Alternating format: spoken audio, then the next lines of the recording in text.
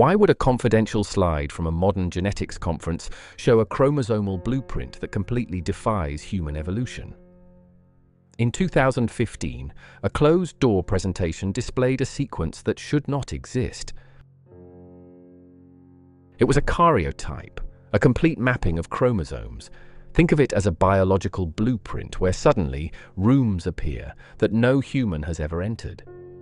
The nuclear DNA presented a Y-chromosome haplogroup, entirely detached from our known phylogenetic tree. It didn't just branch off early, it belonged to a separate lineage. The immediate, sensible assumption in any laboratory is severe sample contamination, or perhaps heavily degraded ancient DNA, fractured by time into unrecognizable genetic static. That is the standard protocol for extreme anomalies. You dismiss the data as a technical glitch, a mistake made by a careless technician in a clean room.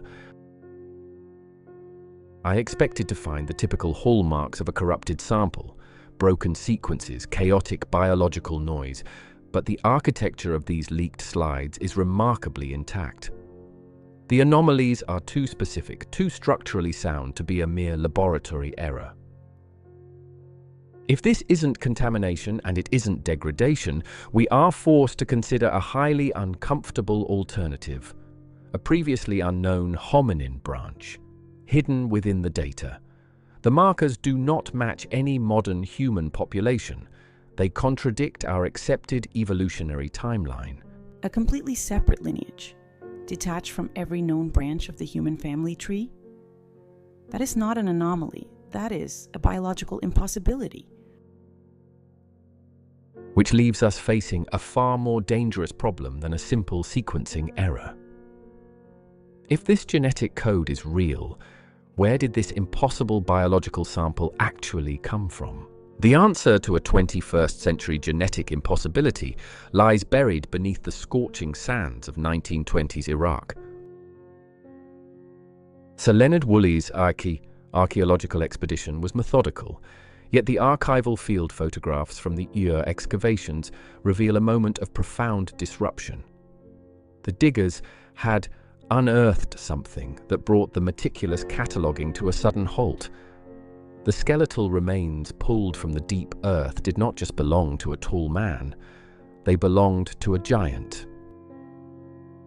You naturally suspect a mistake. In the sweltering, chaotic environment of a desert excavation, measurement errors are common.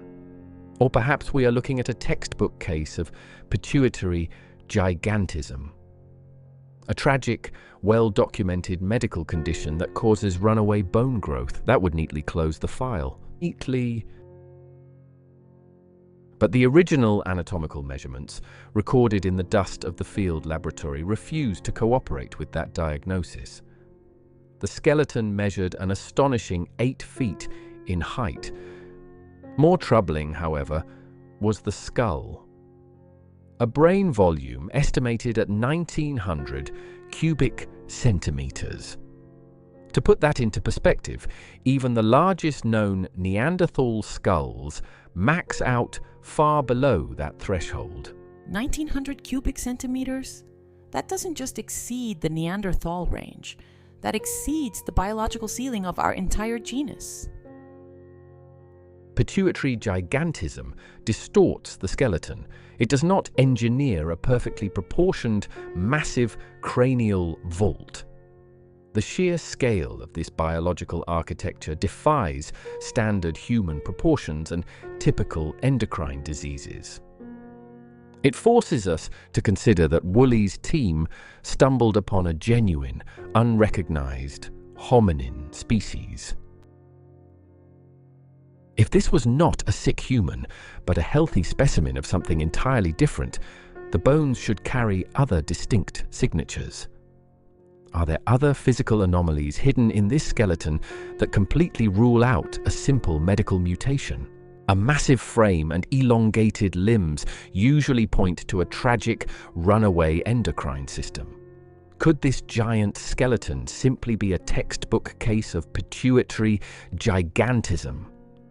That is the most comforting explanation. You expect the medical reports from the expedition to confirm this diagnosis, to note the typical bone deformities associated with the disease.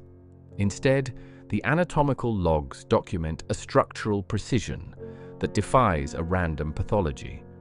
The spine possessed an extra, fully formed, sixth lumbar vertebra, and framing the chest cavity was a 13th pair of ribs. An incredibly rare natural genetic mutation might explain one of these anomalies, but both existing in a perfectly proportioned 8-foot frame, it strains biological probability. It is easy to dismiss this as sensationalized modern rumors, the kind of myth-making that plagues ancient discoveries.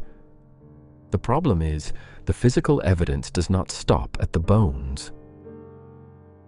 If this was just a mutated human, the objects buried alongside him should reflect standard Sumerian craftsmanship: copper, bronze, perhaps gold. Yet, recent metallurgical analysis of the surrounding artifacts reveals something profoundly anachronistic: titanium alloys. Titanium alloys in a Bronze Age burial pit? That metal wasn't industrially refined until the 20th century.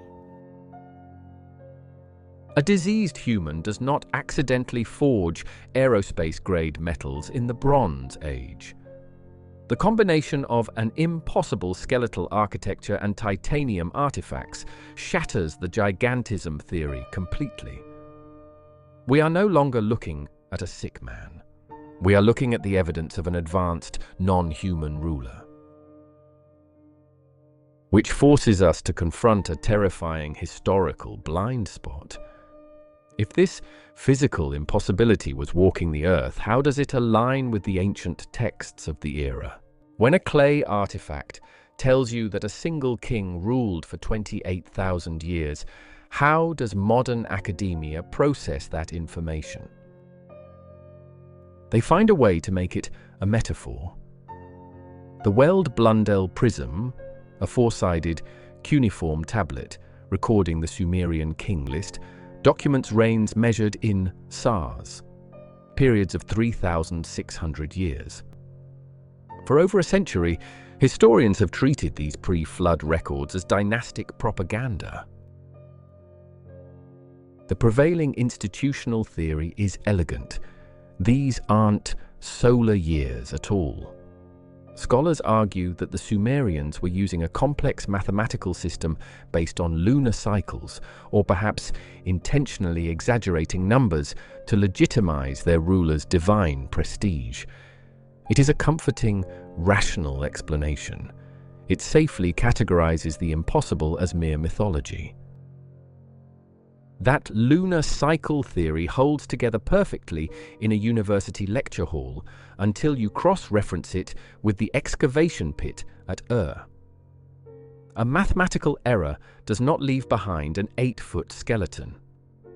A myth does not possess an extra lumbar vertebra, a 13th pair of ribs, or artifacts forged from aerospace-grade titanium.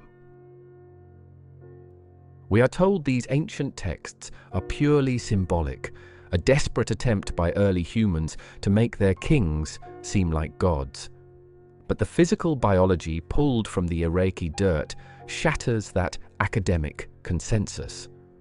We are not dealing with a mistranslated calendar. We are dealing with a literal biological reality that the establishment refuses to acknowledge. If the Sumerian King List is not a myth, but a historical record of a long-lived, non-human species, then who exactly was the giant buried in this anomalous tomb? Deep within the burial chamber designated PG 789, the silent artifacts finally offer a name. Inscriptions etched into the tomb's inventory identify the towering figure resting inside. But this revelation immediately forces a profound historical collision. Who exactly was the giant buried in this anomalous grave, And why does his physical existence contradict the very myths that made him immortal? The cuneiform stamps are unambiguous. They belong to King Mesh-kalam-dug. According to the pre-flood section of the Sumerian King List, this ruler held power for over 3 centuries. A neat historical identification, until you read the rest of the ancient verses. The texts explicitly state that Mesh-kalam-dug did not suffer a mortal death. He supposedly walked into the sea and vanished completely. How do we reconcile this? A purely metaphorical reading suggests the ancient scribes deliberately obfuscated the nature of their rulers, elevating human kings to divine status. Or perhaps we must consider a darker alternative. The massive, anomalous body in the tomb is an impostor, a biological proxy buried to maintain a political illusion. A king who walked into the sea and simply vanished, and the only body we find is an 8-foot biological impossibility buried in his name. Yet, the physical evidence, the dense bones, the impossible height, the advanced metallurgy, refuses to fit the profile of a mere human stand-in. The discovery of Mesh-kalam-dug's remains presents the ultimate paradox. We are looking at the tangible biological body of a king who supposedly never died. If this staggering physical evidence truly shattered everything we know about human history, it leads to one final, unavoidable question. Where are these bones today? The physical remains of a king who defied human biology should be the centerpiece of modern science, a tangible skeleton that resolves the paradox of the ancient texts and the impossible genetic leaks of 2015. So, where is the body today? You track the expedition logs, expecting to find a secure laboratory housing these remains. The paper trail leads directly to the Iraqi National Museum in Baghdad. But instead of a climate-controlled display, you find archival news footage of shattered glass and smoke. The museum has endured decades of conflict and devastating looting. It is tempting to blame the chaos of war, to assume that looters, unaware of the immense biological value, simply destroyed the bones while searching for gold. That neatly absolves the academic establishment of any responsibility. Yet images of the museum's deep storage facilities tell a different story. These are heavy, locked vault doors designed to survive structural collapse. A massive 8-foot skeleton does not simply slip out through a broken window. This forces a much darker calculation. Were the bones hidden away due to a severe lack of institutional resources, or were they intentionally removed to suppress a truth that shatters our evolutionary timeline? Vault doors engineered to survive structural collapse, and an 8-foot skeleton simply disappears from inside them? We are left with a haunting void. The physical proof of Mesh-kalam-dug has vanished into the shadows of institutional dysfunction. All that remains of this ancient anomaly are forgotten field notes. A golden helmet in a dimly lit display case, and a leaked chromosomal blueprint from a closed-door conference. The evidence of a parallel, non-human lineage is buried somewhere in the dark. Will we ever have the courage to look into the shadows of our own history?